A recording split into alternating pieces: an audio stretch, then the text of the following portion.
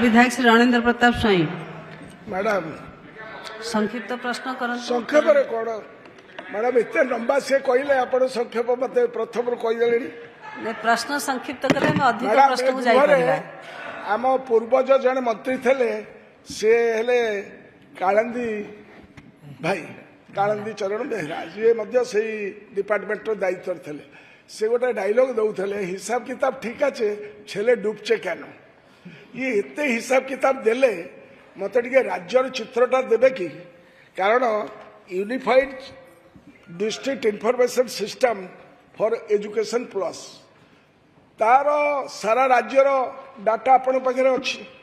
तेणुक 2024 और 25 मोट केते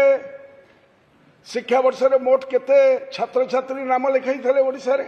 ता डाटा अच्छी एवं वर्तमान 25-26 रे केते लिखैले जो कथा माननीय मंत्री कहते state institute of open schooling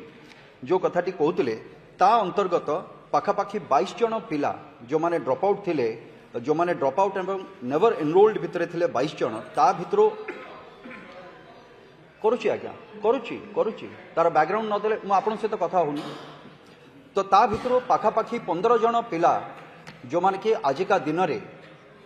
जोग देइचंती पुणी आउथरे तेणु करी एठी प्रश्न होची जो कथा माननीय विधायक कहले एठी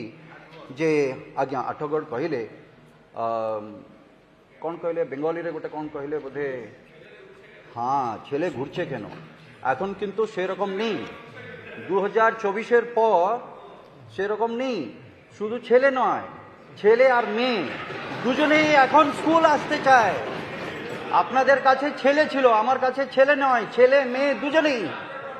হ্যাঁ